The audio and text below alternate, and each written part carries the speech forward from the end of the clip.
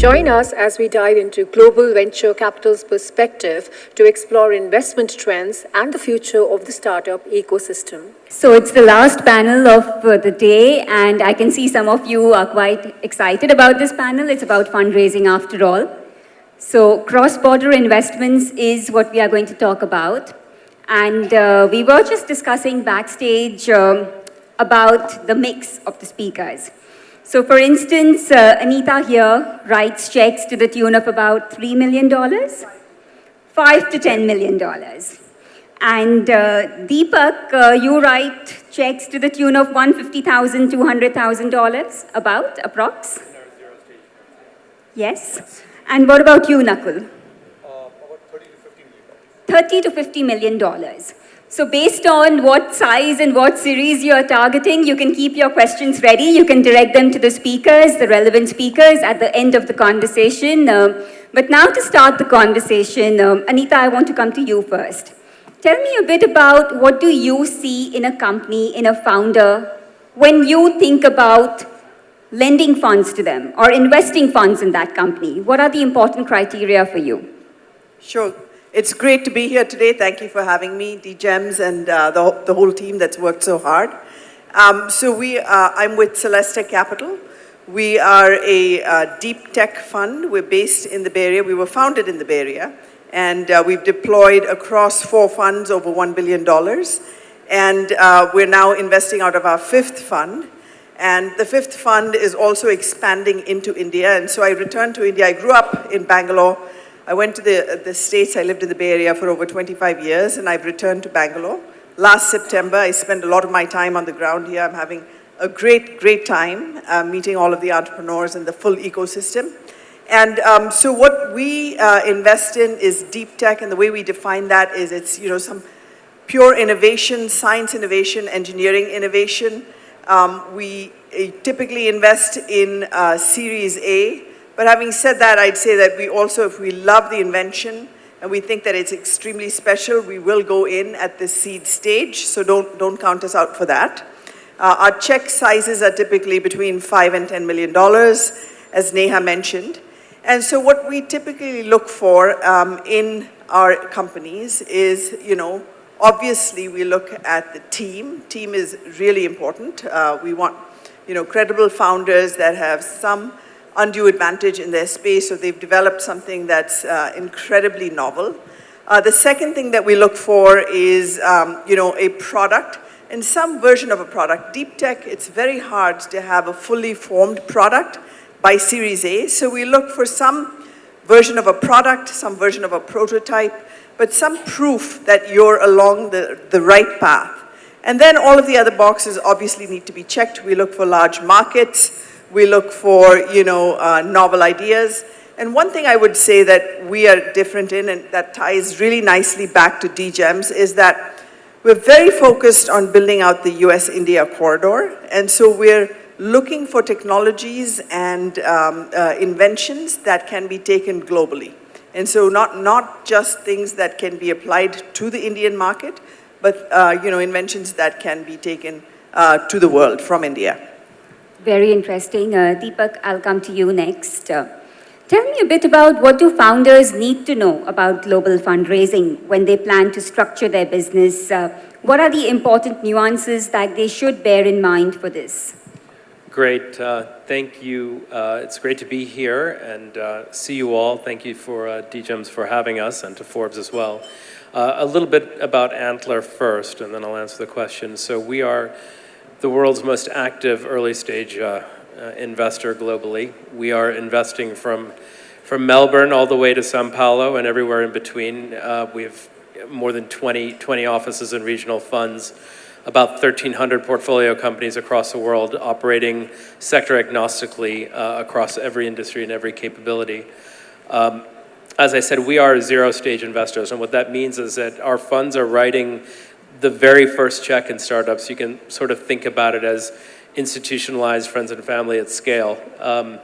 So what that means for us is that we're looking for the best founders that we can. This year, over 160,000 founders will apply to Antler to be an Antler founder. We'll accept 2% of them in our residency programs around the world, and we will venture build with them, and roughly of that 2%, 50% will get invested in. So that means, by definition, we are backing people first, not companies. We're backing people. We know that founders will pivot 2 or 3 times before they land that early on. So what we're looking for is the resiliency and grit to go out and build billion-dollar businesses that have global appeal. And we will back our founders, through pre-seed and seed, and then we have a global continuity fund that will invest, writing, $2 to $5 million checks in the breakouts from that point on. But what is very clear in this journey, and to your point, to answer the question, is that, a founder that wants to build a really global business has to understand that this is a pretty volatile journey. It's not easy to build a business like this, and you need to have that resilience. You need to have that grit. You have to have a base of foundational principles to lead people on that journey. And that will be tested multiple times over the course, and what is clear in the data and what you see is that the founders that don't make it not necessarily because they didn't have a great company to build or didn't have a great idea to seize upon, or certainly weren't trying to solve a great problem, but because ultimately institutionally they just didn't have the right temperament to kind of get it through the line. Luck and serendipity has a lot to do with it as well, but that's what we look for. Nakul, I find the companies that you have invested in your portfolio very interesting. Tell me a bit about how do you do the delicate art of balancing social impact and financial returns? Because at the end of the day, as an investor, you also want to maximize your returns and you want to maximize social impact. The reason I ask you this question is because many projects look scalable, but very often when they are trying to address a problem, be it due to technological innovations or other reasons, there seem to be challenges. So how do you identify the companies and how do you balance this delicate bit about social impact and returns?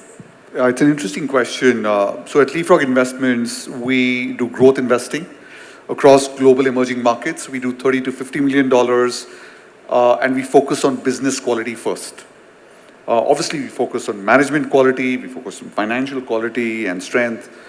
But because we're investing in emerging markets, we believe that when you look at certain thematic sectors, which are focusing on very large markets, or TAM as we call them, a large part of these cohorts are emerging low-income consumers. And the fact is that if you're able to give them essential services, you will drive impact at scale. Now, what is important is how do you become authentic about that impact? How do you measure it? How do you report it? And we were discussing some time ago, impact is across the spectrum. There is impact which is delivered by philanthropic capital, by grant capital. There is some impact which will be delivered by commercial capital, but those businesses will have to scale. So if they do not make profit, we don't invest. So our business is not to only drive impact. Our business is to drive profit with impact. And therefore, over the last 2 decades, what we've done is built a framework which deeply understands where these business will scale and how they'll drive impact. Anita, how are you trying to tie your objectives as an investor with the global trends that we are currently seeing? Tell me a bit more about the trends and how you find them placed when you're talking about your objectives. Absolutely, yeah. So like I said, we invest in deep tech. And so, for example, obviously we were talking just on the side right now, Neha. There's, a frenzy of investing happening in AI right now. However, as it relates to deep tech, we are not looking at the AI application. So the thousands or hundreds of thousands of companies that you see at the application layer of AI is something that we would not invest in. However, if you go down a few layers, there's still a lot of interesting things happening around, AI infrastructure software, the way data is packaged and pushed up to the cloud or pulled down, because there's so much more data these days.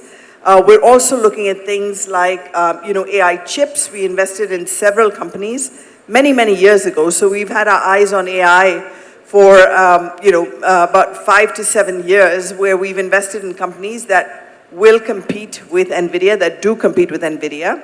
We've invested in components of chips, because as chips move to chiplets, as the capacities of these chips increase, there are connectors, there are optical devices, there are all kinds of really nuanced and deep technologies that basically enable all of this to work together. And so as this ecosystem continues to evolve, we go out and dig deep into the infrastructure, and we look for really, really innovative technologies that is driven by real science to invest in. That's interesting. In the venture capital space, Deepak, referenceability is something which is so important for the investor and for the founder as well. What would be your advice to founders sitting in this room in terms of developing the credibility and the reputation when it comes to building sustainable investing relations with global investors? Yeah, I think that's a great question. And I think that ultimately, at the end of the day, this is a people business. It's a relationship business. You will develop your opportunities to raise capital for your business by the people you get to know and the people that will believe in you. And you hear this all the time that, when venture capitalists announce their partnerships with, or they announce their investments in these companies, in their investee companies, they'll often say, we're thrilled to be partnering with XYZ company to do blank. And it has to be a partnership at the end of the day, and for that to happen, there has to be a level of trust. In my opinion, if you want to build a world-class company, be a world-class leader. And that starts with some level of with an incredibly high level of transparency, over communication, living up to your word, building a business at the pre-seed seed level with 3, 5, 10 early employees, very different from running a business with 3, 500, 1,000 employees. But your principles have to stand. They have to stand through that entire journey. And if they start to sway, that can lead to bad outcomes. So I would urge founders in the room to really think about the principles, think about what they're building, think about why they started their companies, and hold those principles as they go forward. Nakul, there is so much focus on the sustainability goals.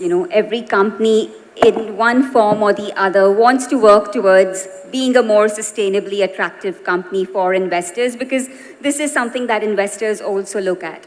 Tell us a bit about what are your thoughts, what trends are you seeing, and what do you pick up from your conversations with founders? How ready are they in terms of making material efforts and material progress in this area? I was listening to the sessions for the last couple of sessions. I think the word sustainability has been so abused. And even here, sorry. I think we need to understand and take a step back, right? Sustainability has 3 components. The first is planetary sustainability. We're talking about the planet. The second is product sustainability. We're talking about circularity, recyclability. And third is corporate sustainability. You're talking about the ability to endure. Some of them may be interconnected, but not all the time. Usually, when people talk about sustainability, they're referring to planetary sustainability. So we need to be clear at a company level what kind of sustainability you're focusing on. Usually, if you're not focusing on planetary sustainability, you're essentially focusing on how do you make your companies to endure, whether they are local shocks, global shocks, regulatory risks, product risks, so on and so forth.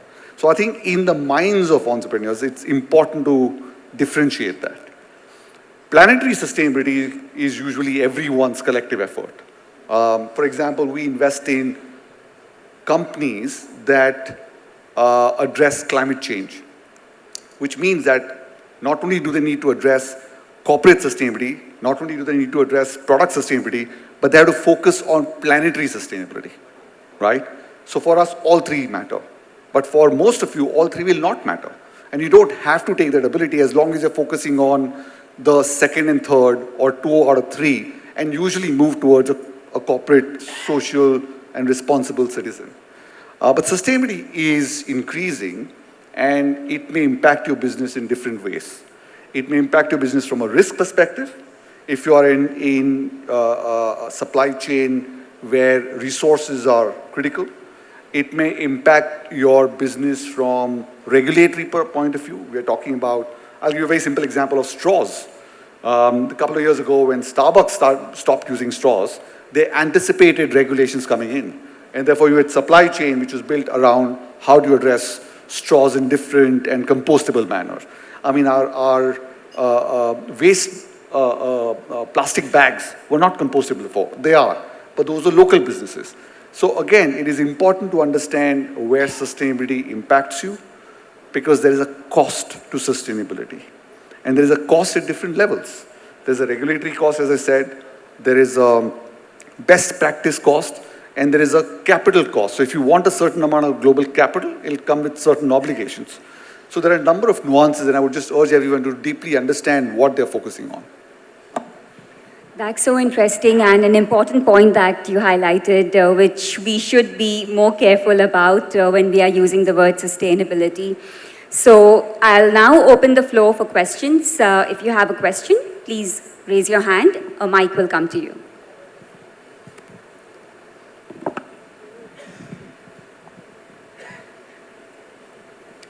Hello everyone, I'm Sandeep representing Resilience AI. Question for Nakul. Nakul, in the planetary sustainable space, when any organization is trying to build solutions, given the uncertainty around a solution being viable, how do you as an investor evaluate some of these ideas? That's the viewpoint I would like to hear from you. When you say not viable, I mean, we believe there are certain elements which are viable. You need to take a step back and see that why do we even need to invest in climate business? I mean, why?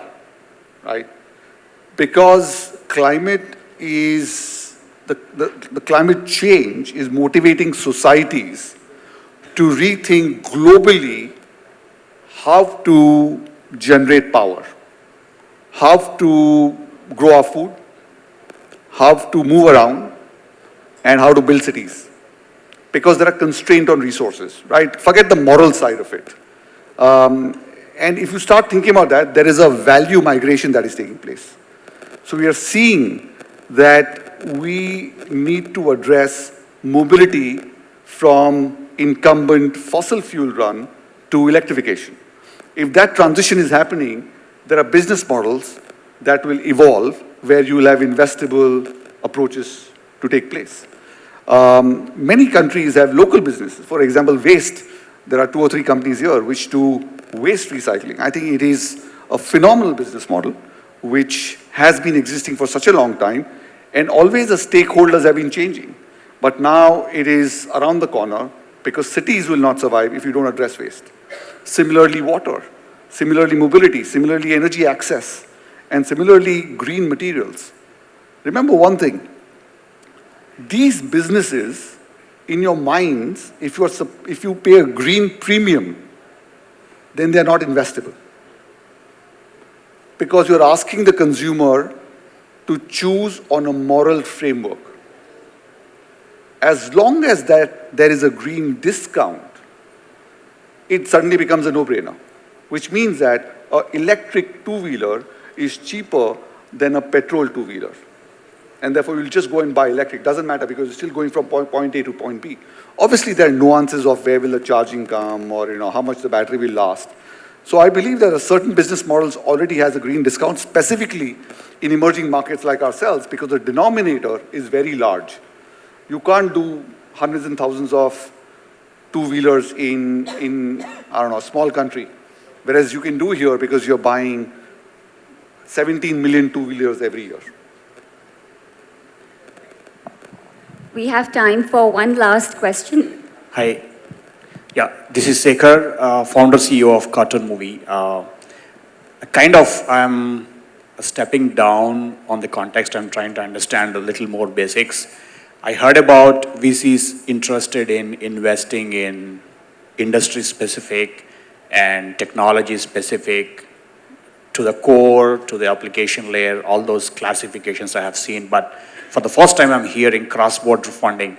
I'm not sure the question should go to the esteemed panel or the moderator, but I'm trying to understand how a regular VC funding based on any innovation or a technology or an industry is different from going global.